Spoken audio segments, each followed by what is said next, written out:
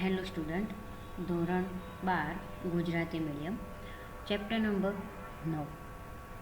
અગાઉના લેક્ચરમાં આપણે એરે વિશે વાત કરી હતી. એરેને કઈ રીતે ક્રિએટ કરવું, એરેને કઈ રીતે ડિક્લેર કરવું, અને આપણે આ પ્રોગ્રામ બી જોયું હતું કે આ પ્રોગ્રામની અંદર આપણે વાત કરી હતી કે આ રીતે તમે જ્યારે એરે ડિક્લેર કરતા હોય એટલે આ એરે ડિક્લેર કર્યું કહેવાય, અને જ્યારે વેલ્યુ તમે અંદર આપેલી હોય તો એને શું કર્યું કહેવાય, એરે ક્રિએટ કર્યું કહેવાય, એટલે કે એરે બનાવ્યો કહેવાય.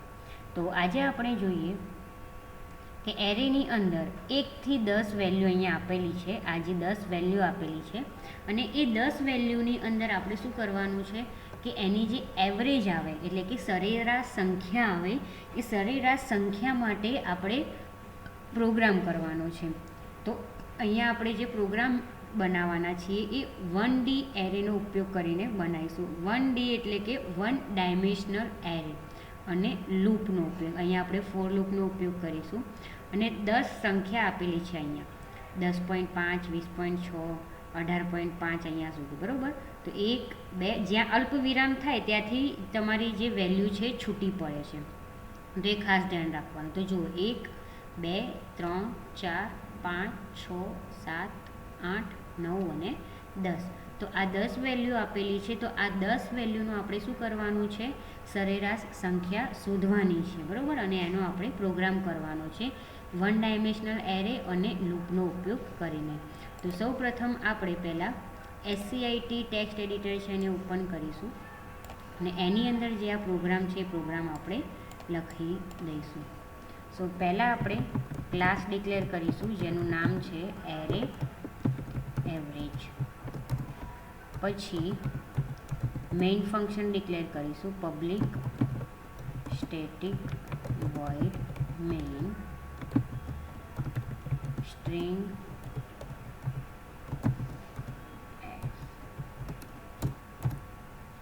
અહીંયા હવે ડબલ ડેટા ટાઈપ લીધી છે અને વેરિયેબલનું નામ લીધું છે નંબર્સ. હવે અહીંયા આપણે જે આપણી વેલ્યુ ડિક્લેર કરવાની છે એ લઈ લઈએ. 10.5, 20.6, 30.8, 15.5, 17.3, 25.5, 27.2, 20, 30 અને 18.5. તો અહીંયા આપણે શું કર્યું, જે બી વેલ્યુ છે બરાબર એ 10 વેલ્યુ અહીંયા ડિક્લેર કરી દીધી. ઓકે. હવે અહીંયા વેરિયેબલ ડિક્લેર કરીએ છીએ બાઇટ CTR. ડબલ ડેટા ટાઈપનો યુઝ કરીને ફરીથી 2 વેરિયેબલ ડિક્લેર કરીએ, સમ અને એવરેજ. સમને અહીંયા પહેલાં જ વેલ્યુ આપણે શું આપી દીધી, 0. તો system dot out dot println નો ઉપયોગ કરીને આપણે એક અહીંયા સેન્ટેન્સ ડિસ્પ્લે કરવાનો છે, લિસ્ટ ઓફ નંબર ઇઝ.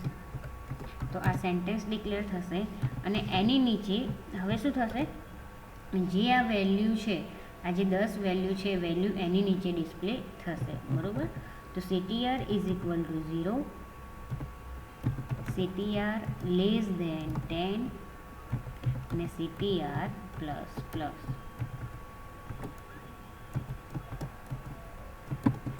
હવે ફરીથી મેસેજ ડિસ્પ્લે કરાવવાનો છે. સોરી, મેસેજની આની અંદર શું આવશે કે તમે જે અહીંયાથી લૂપ તમારી ફરશે એનું જે આન્સર આવતો હશે 1 બાય 1 આન્સર ત્યાં ડિક્લેર થશે, એટલે એ પ્રિન્ટ થશે. એટલે system dot out dot println numbers CTR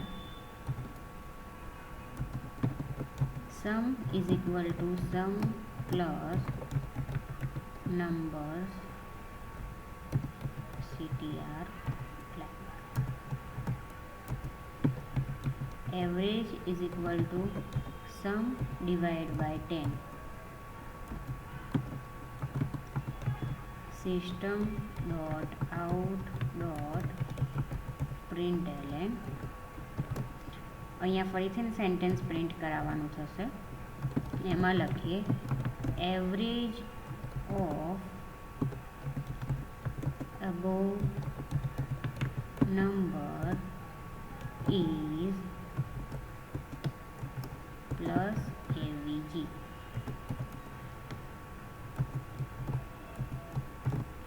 અહીંયા હવે જુઓ જે એવીજી લખેલું છે, બરાબર, આ જે એવીજી લખ્યું છે અને સમ ડિવાઈડ બાય 10 એટલે શું થશે કે અહીંયા જે તમે પ્રિન્ટ કરાવો છો કે average of above number is અને પછી એવીજી લખ્યું, તો અહીંયા એવીજી આવે એનો મતલબ શું થશે કે એ જ્યારે અહીંયા આવશે એટલે આખું જે પ્રોગ્રામની અંદર જે કામ થતું હશે ત્યારે અહીંયા પાછું આવી જશે.